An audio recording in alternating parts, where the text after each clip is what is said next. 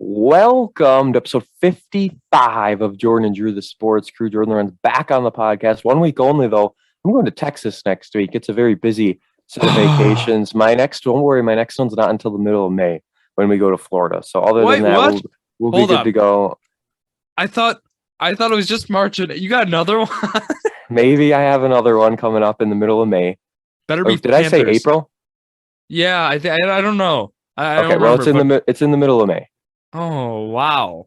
Well, I'm sorry, but it's a very busy time here for the Lawrenz family, and we're just having the time of our life as we are on the podcast. Episode 55 is here. Drew Skyberg along with me. Zach, thank you for holding down the fort last week. I enjoyed that episode. I enjoyed the trivia that came up at the end, and overall, how'd everything go? You proud of it? Yeah, I'm happy with how it went. It was funny. I'm trying to get immersed back into basketball. It is, talk about tough. I mean, this is as tough as it gets. We talked football. I mean, because that was the only thing that Zach was like, I know what that is. Yes. And so he knew some Badgers college basketball. Yeah, he impressed me a little bit, right? I mean, there's some things that I was like, he knew that, but he didn't know that. But thanks, Zach, for coming on. You can hear him also Fridays, of course, with Journey to a Million. But yeah, we held down the fort for Jordan, and I guess you better be doing a Florida Panthers game if you're going May, or is that going to be over then? Yeah, that'll be over. We're just going to Disney. We're having the time of our lives. No sports on that vacation. We could go to the worldwide of sports. We did that one time, but it was pretty nice, actually. Nice big facility. Overall, though, next week, Drew will have on another special guest. They'll be previewing the world of Major League Baseball as we get into the season. Opening day just days away at this point in time. We're talking some Brewers spring training here in this one, so let's get right to it. Don't forget all of our social media platforms. YouTube, we did it. 50 subscribers, so now we're going to see how long we can keep it at 50, because sometimes we like to lose one or two from time to time. So let's get another one. Let's pad the stats a little bit. Let's get over 50, and that way if we lose one or two down the road, we're still at that 50. Thank you all guys so much for getting us to that big number on YouTube. And our next goal is 100, obviously, but that'll take a while before we get there. Instagram, Jordan_Sports Crew. We're spicing things up on there, doing some new things from time to time. Facebook, Jordan and Drew, the Sports Crew, are on there as well. Our likes and follows continue to grow. Whatever those two mean, the difference, we still have no idea. And then JD Sports Pod on the Twitter, and that'll cover everything. Our shout out this week goes to the St. Peter's Peacocks, as it should, rightfully so. Full disclosure, the time we're recording Sunday morning, it's 9 a.m., so the games have not yet happened. We know two of the four teams in the Final Four, but we do not know if we will be seeing Kansas, if we will be seeing St. Peter's in there. Maybe we'll be seeing Kansas and North Carolina. Either way, I think Kansas is a lock to advance to the Final Four. And then St. Peter's and North Carolina is a toss-up. We'll talk all about it coming up. And Drew, do you have any comments on St. Peter's? Of course they were going to win on National Peacock Day, though. That was no surprise. Yeah, wow. Matt Painter's squad seems shocked by the Peacocks. I mean, they had that game, it felt. You'd 7-4 Zach Edey. And, there's questions about how the St. Peter's team would defend a guy like that. And, there's some plays where he had his way, but, I mean, they held him in check. They held, Jay Nivey had some still played, had those plays, and he'll be, top 5 pick in the draft. But, wow, I mean, that was an impressive showing by the Peacocks. And let's see if they can make it to the Final Four. I hope. I mean, it's going to be a tough task, but it's going to be impossible. You know why? Because it's rigged to have a Duke and North Carolina Final Four, and then it's rigged to have Coach K win it all in his last year. That's what I think. Well, I hope Coach K wins it also. At this point, yes. At this point, yes. I wanted Texas Tech to win because that would have helped one of my brackets. But now that he's made it this far, it's like, why not? A nice storybook, fairy tale ending. So we'll have to see.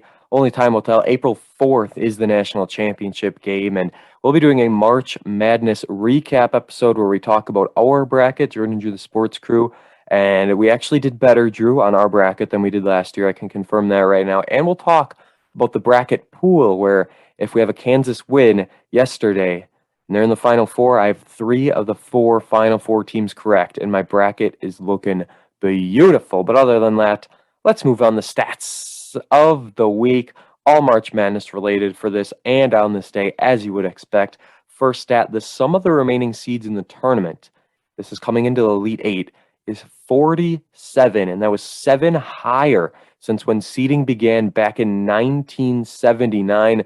So do you have any idea what they did before it was seeding? Did they just kind of throw teams up there against each other based on like record or what? I'm not sure. I think it might have been a simple, might have been something record related. I We don't know know. the tournament's expanded over the years. Right now Big with time. 68 teams with the first four, and it's just overall grown. So maybe there's some part with that, but not sure. I don't know. I found that to be very intriguing. St. Peter's, we just talked to them. They're the first 15 seed to reach the Elite Eight. And if you want to go a little further, they're the first team seeded 13 or higher to make it that far. They're looking to continue and hopefully be in the Final Four right now. Jim Larnard, the first head coach in NCAA tournament history to lead two double-digit seeds to the Elite Eight. We'll have to see if Miami is able to beat Kansas. And if they are, then he'll go to the Final Four. The other team he led was George Mason, if I remember correctly. And then finally, oh, the Big Ten. We love to talk about them. The first conference ever to have at least 9 teams in the tournament and have none advance to the Elite Eight. I thought this could have been the year where we saw like Purdue and Illinois in the Final Four. Maybe even Iowa could have had a sleeper run, but nope, Drew, the Big Ten strikes again. What? Yeah. What is going on? I thought, I was like, they have 9 teams. This happens every year, but it cannot happen this year. And it still happened. I talk about a flop. In the Big 12, it seemed dominated the Big 10, other conferences as well. ACC. ACC has been, they've been impressive in the tournament, but as a whole, it's just a common theme. The Big 10 cannot win those tournament games. It's alarming, but we'll have to wait and see, to see maybe even a Big East team might make the championship game. Jordan? Possibly. The Villanova once again, but also you look at the ACC, they could potentially have 3 of the 4 Final Four teams in Miami, North Carolina, and Duke. That would be a very, very scary thought. Let's move to On This Day, starting in 1942. Just a few of them this week, but you'll see why they are here. The 4th NCAA Men's Basketball Championship sees Stanford beat Dartmouth 53-38. Howie Dalmar is named the tournament's most outstanding player. 2 years later, for the 6th Men's Basketball Championship Tournament Finals, in 1944, where Utah beat Dartmouth once again. They made it again, but they lost. And it was a 42-40 win for Utah. Arnie Farron is the tournament's most outstanding player. 6 years later, now on this day, 1950, the 12th NCAA Men's Basketball Championship, the City College of New York beats Bradley 71-68. And it says the City College of New York first to win NCAA and National Invitational Basketball in the same year. I don't know what that is, but they did it back in 1950. They won them both. Must have been like a big preseason tournament or something like that, I would have to assume. And on this day in 1977, the 39th Men's Basketball Championship, as Al McGuire retires as his Marquette Golden Eagles were on top. They beat North Carolina 67-59. It says it's the Warriors' first title. They used to be called the Warriors. Yep, they went from Warriors to Golden Eagles, Jordan. You don't see college change their mascot a lot. That's interesting. Yeah, and they won it in 77, and I believe it was on trivia before. Yes. Like you mentioned, they did beat North Carolina, and that's something that did not happen this year. Wow. At least for Marquette, as they can say, they always lose the teams who go far, as any Wisconsin sports team likes to do. They lose. At least when they lose, they lose the teams that go far. So true.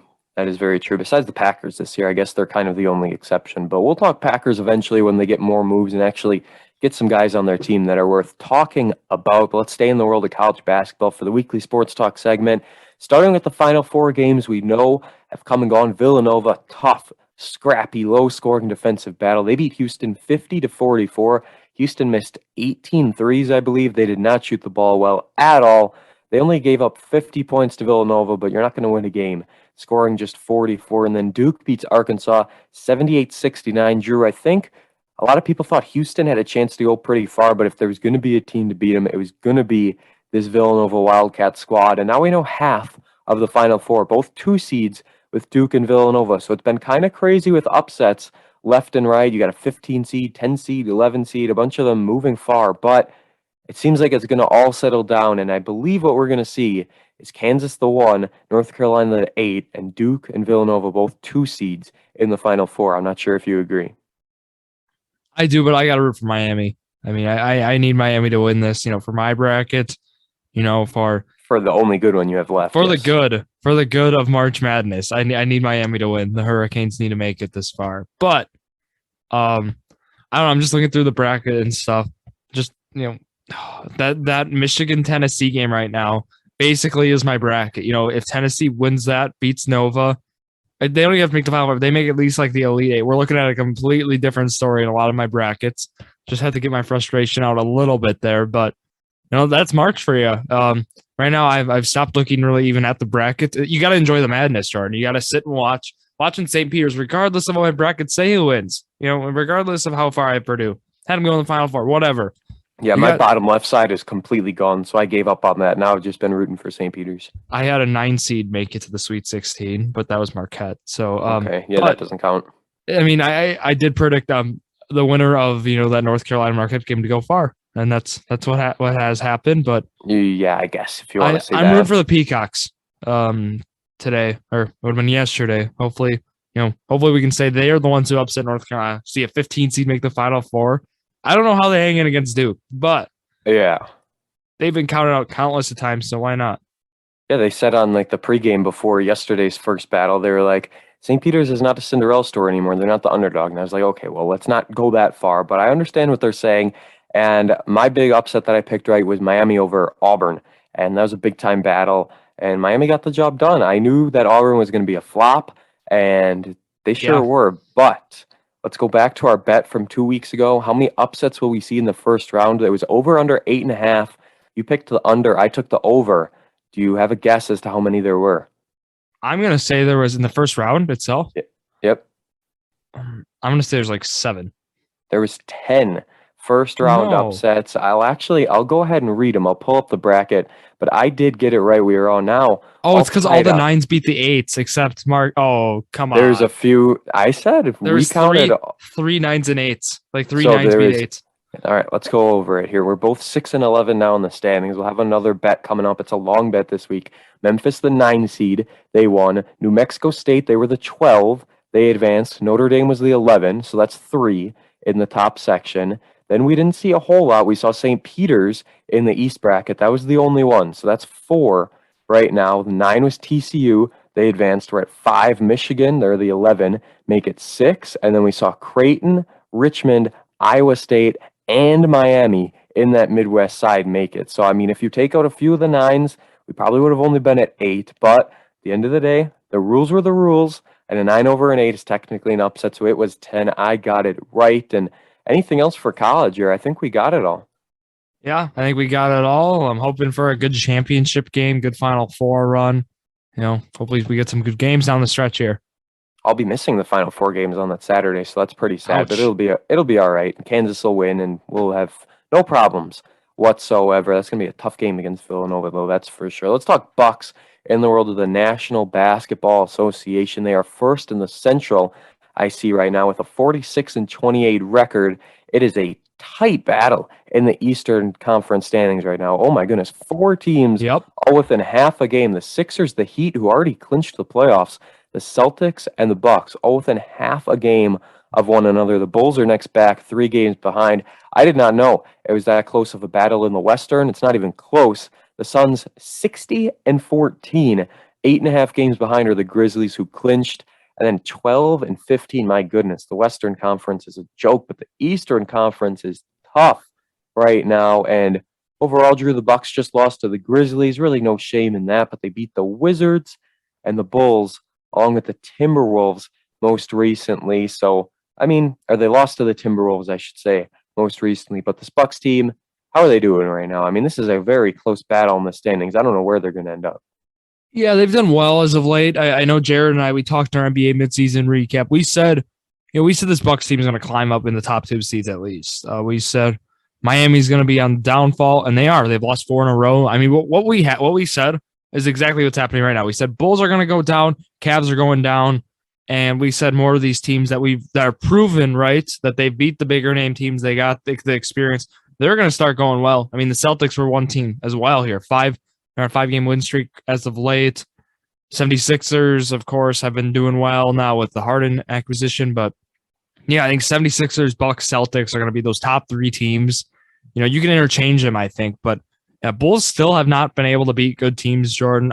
The record against the top 3 seeds in the East, they haven't won a game yet against I either saw of those. that. It was pretty bad. And that was a thing I like to pick at this whole year. I mean, we've been doing it, and it's just been how it is. I mean, they just struggle. It's alarming, and that Bulls team, I think their first round exits if they play anyone.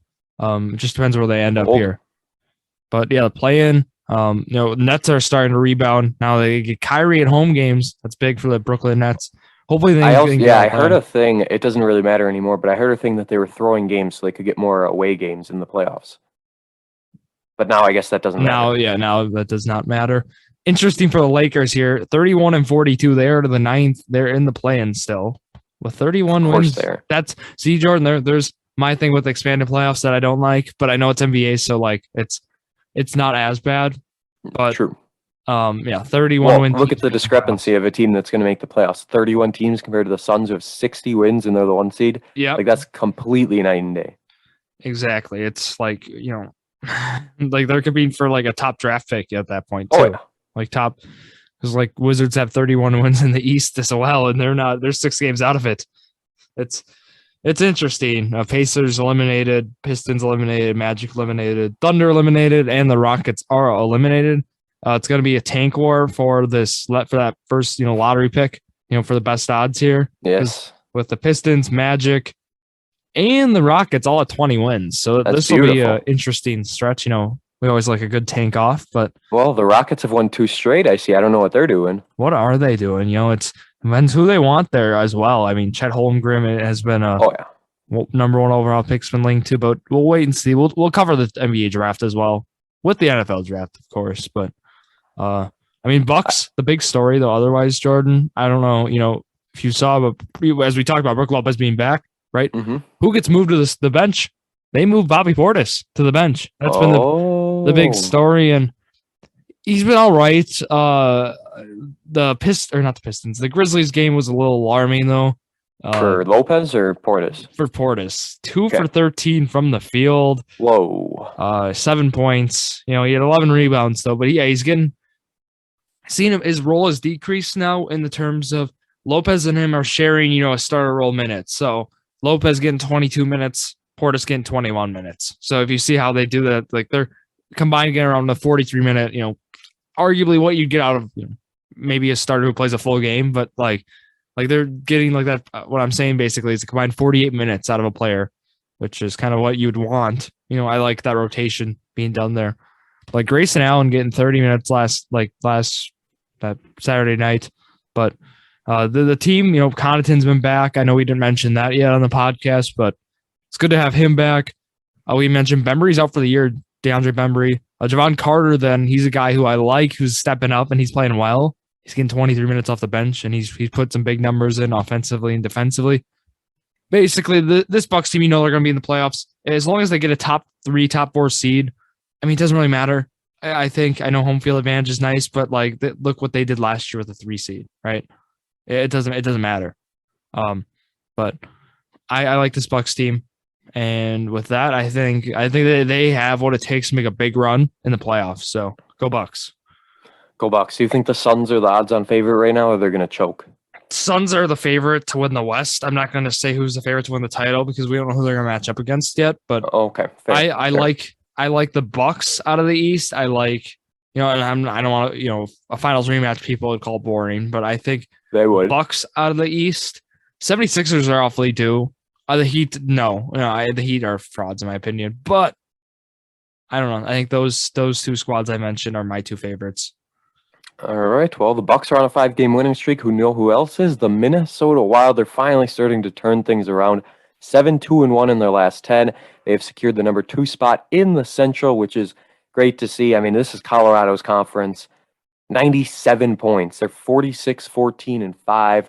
And I think they have the best winning percentage. Yeah, they have the best winning percentage in hockey by a little bit, actually, by like 0.02%, and the most points in the league, as you would expect. Minnesota is going to play them, and we'll talk about that in their upcoming schedule. That game was actually yesterday. It's today as we're recording. But other than that, Arizona Coyotes, they were hot for a stretch. They were hot while I was coming. They won like 5 of their first 6 games in March. Then they were tie 1-1 with the Pittsburgh Penguins, who are a very good team, like second in the Metropolitan Division, that good. And then they gave up 3 goals in the third period, lost that game. They're now 5-5 in the last 10, lost their last 4, and officially back to the worst team in hockey with 44 points. Montreal with 46, and then Seattle with 46 as well. So the Kraken, with a minus 62 goal differential, are certainly struggling in their first season in the National Hockey League. But one of the big things we did want to talk about was the trade deadline. The Minnesota Wild acquiring Marc-Andre Fleury, the stud goaltender from the Penguins, then the Golden Knights. I mean, my goodness, he was just so good on the Golden Knights, led them to their Stanley Cup in their first ever season. Then he kind of took a little of a back seat, got traded to Chicago Blackhawks. People thought he wasn't even going to play for the Blackhawks. They said he was going to retire. He did not. He did play for a 24-32-10 Blackhawks team with just 58 points, the second worst in the Central. Then he came over to Minnesota and he debuted. On Saturday night was his first game. He had 20-some saves, I believe, in that game. So not a bad performance at all. It was a 3-2 win over the Blue Jackets. And the Columbus Blue Jackets, to put it in perspective, they're an all right team. They're fifth with 69 points in the Metropolitan. But, I mean, middle of the road, not too bad either way. Wild got a win. And now we look ahead where they traded Capo Kakinen, their backup goaltender. They kept Cam Talbot, who people said was going to be tough to go, and they kept him. So the former top goalie was an all-star earlier this year, then just hit an absolute slump and was not doing well at all, giving up 4-5 goals a game. They give up Capo, who was doing well for a while, and then he kind of plateaued as well. They gave him up, and we got a defenseman. I don't even remember where he was from, but we'll see how he does. We'll give him a few games, and then we'll see how he fits in with Spurgeon in the backfield. I was going to say backcourt. And the back ice, I guess, is a better way to put it. But other than that, we take a look at the Wild, and they got a game against the Philadelphia Flyers on Tuesday. Philadelphia, you look at where they are right now, and they are second last in the Metropolitan with just 53 points. But all eyes on this Thursday, the final game of March, and this is that big homestand. It is the last game, I believe. Yes, this is the last game of the big homestand where the Wild have been doing pretty well. And we're going to see how it goes in this last week. But they play Pittsburgh. They play the Penguins. Sidney Crosby comes to town on the 31st before a 4-game road series begins April 2nd, 3rd, 5th, and 8th. And then they've got 2 games at home, 2 on the road. And then the season kind of gets winding down in the month of April, with the last game being against the oh-so-tough Colorado Avalanche at home on April 29th. 5 of their last 6 games are at home, so that certainly helps. But other than that, we got about a month left of hockey. Then it's time for the playoffs. Speaking of something, it's not time for the playoffs. It's time for the opening day. We are getting there. The Milwaukee Brewers spring training. I was at their first game, Camelback Ranch, a 3-3 tie against the Dodgers. They tied in that one. They were up, and then they kind of blew it. But spring training, not afraid to end in ties. Doesn't really matter. Their game against the Mariners just ended in a 7-7 tie as well. Keston Hiura was 0-3 in this game against the Dodgers.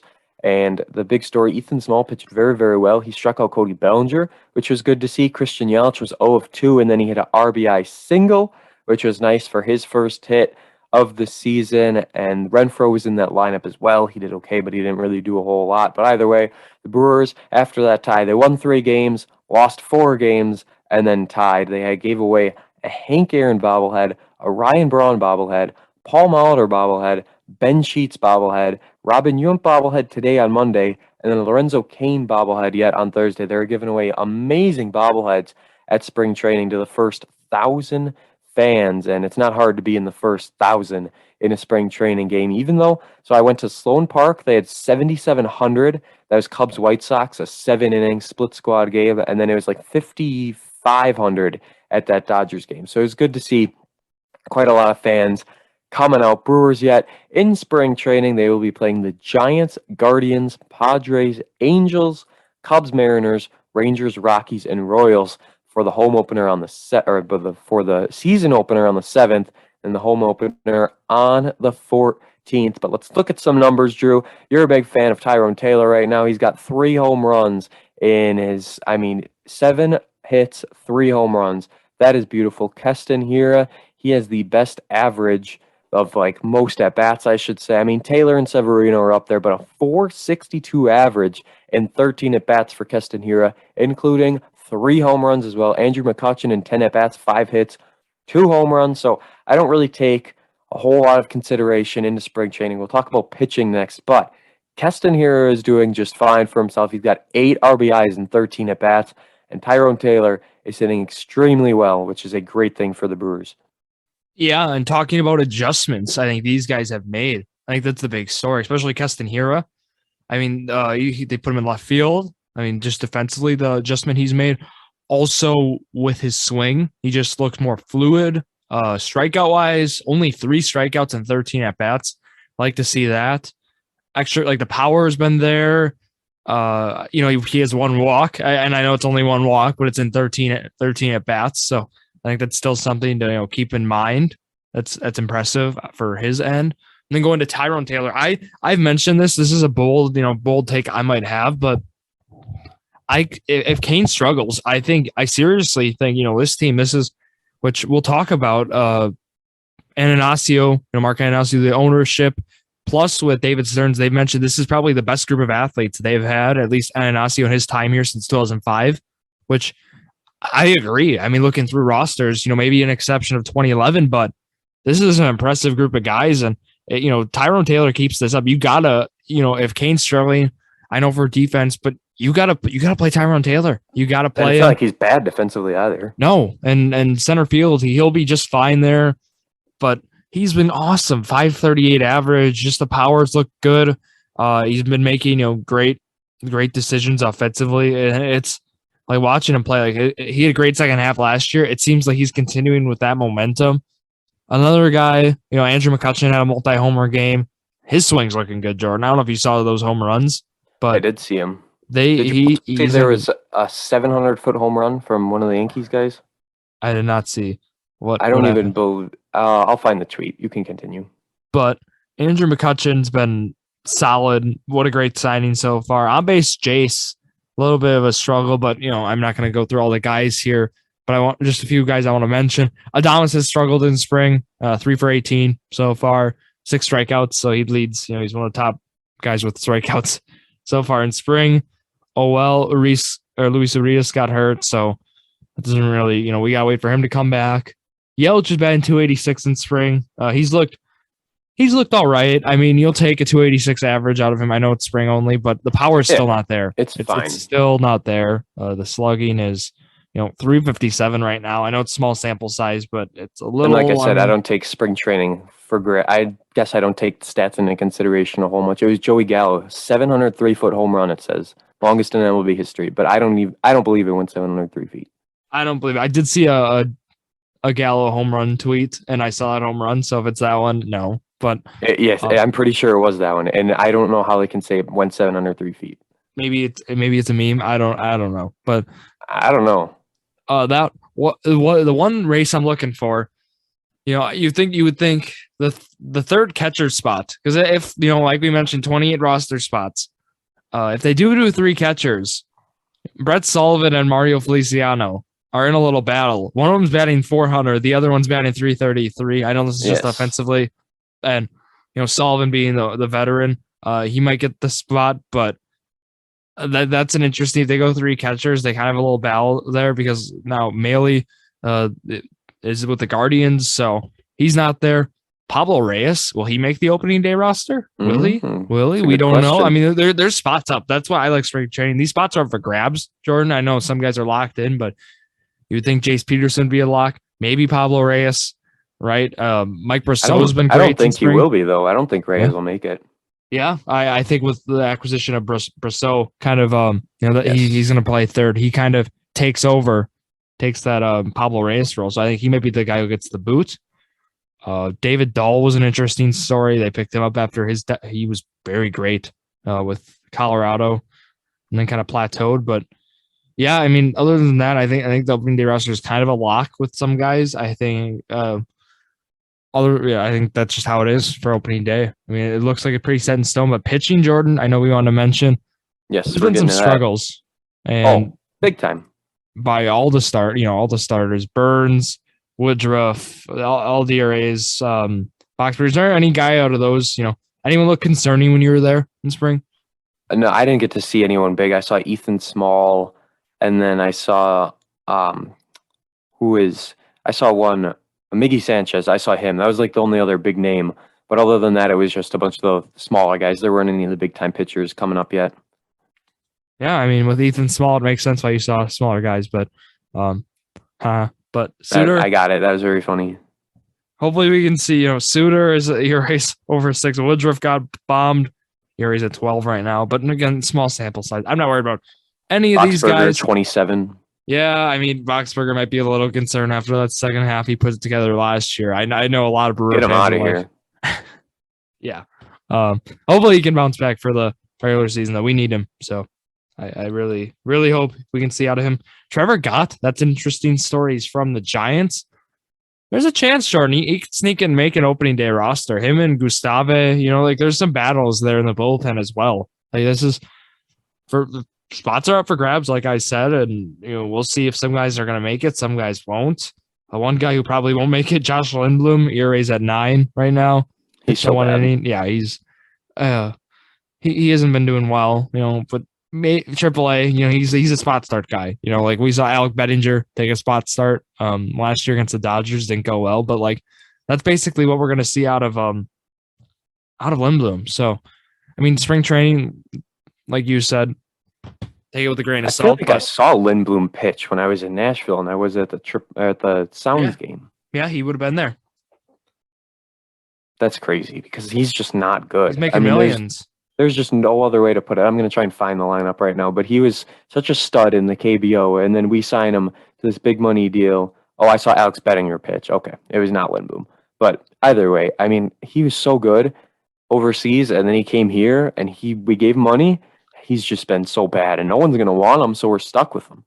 Yeah, and we're stuck paying him $3-4 million in AAA, but it just shows the difference from the KBO and the Major League Baseball, right? The skill level, big time difference. And with that, I mean, I know Stearns we trust, right? Matt Arnold as well, but they thought they could develop this guy, and there's just nothing there. The velo's not there, and the margin of error when you don't have the velocity is so much higher. And just with that, that's been a struggle for Lindblom. He can't you gotta be nearly perfect, and that's where like we see Brent Suter be a guy who's completely does his job, and he's pretty close to perfect, and that's why he's able to pitch some bad spots from time to time. 88 with his fastball and still be effective. But yeah, spring's almost over. We almost got baseball. It is. We're getting close, and I think to end this episode, we're going to do a long bet. Season 6 of Trivia will start in April once again. It doesn't pay to start because we would have had a week on, a week off, week on, week off. We'll be starting that coming up very, very soon, but our long bet to end the episode, we kind of touched on this a little bit in our Brewers season preview coming up on Wednesday. So all of this was a lead into that Wednesday episode where we went in depth on a lot of guys. But our long bet today, who will be the Brewers opening day starter? We had a bit of a discussion and we both agreed, but I want to see if any of spring training has influenced anything or if you're sticking with your guy. Okay. Opening day, not home opener. So just got to keep that in mind. Yep. I think those are going to be different because it's just going to be who it ends up rotation wise. But yeah. I'll stick with Woodruff. Why not? Okay. I think that's going to be the choice. Absolute workhorse. He was going to give you 200+ innings. You don't know if Burns will. So I'll go Woodruff. Okay. And I'm going to go Burns just because I knew you would say that. I do want Woodruff to start, though. I think Woodruff will be the opening day guy. But, I mean, Burns, Cy Young, good chance they put him up first. And Burns has always pitched well against the Cubs, hasn't he? Like, they never really got to him. Yeah, but you'll see him game 2 otherwise then. So that's true. So either way, he'll be pitching against them. And I'm assuming it'll be Woodruff, Burns, Peralta, maybe in that order, maybe Burns, Woodruff, Peralta, but it's safe to assume these are the 1-2 guys. Peralta will be the third. Both 6-11 right now on our bets of the week. And pretty soon our bets of the week are going to come to a halt. And the Brewers Prediction Challenge will be back where we predict how they do in the week. That was always a fun time. I ended up winning it last year. Went down to the wire, and I picked the Braves to win the World Series, and they did. And that's how I ended up winning. But it'll be another tight battle this year. It'll be back and forth. Can't wait for it. Anything else, Drew, to round out episode 55 of the Sports Crew? We got a fantasy baseball league, Jordan. Right now Yes. it's 10 teams. We might bump it down to 8. It's a $5 entry simply due to, we got to make sure people stay, competitive in the league because otherwise they'll be dead by the All-Star break. But, join that. If you want to learn about fantasy baseball, it's a pretty, simple league. We do head-to-head points and, it's self-explanatory. If you need, some clarification, you can always ask Jordan and I, but yeah, join it. I mean, we have some spots open and I'm looking forward to it. It'll be a lot of fun. We like doing our fantasy sports leagues for the podcast, but then also we got to talk scheduling too, Jordan. Yes. So we got coming up this week. We got an EWC boys season recap. Robert Shimmick and myself. Tomorrow. Finally, basketball season comes to a close. We'll wrap it all up.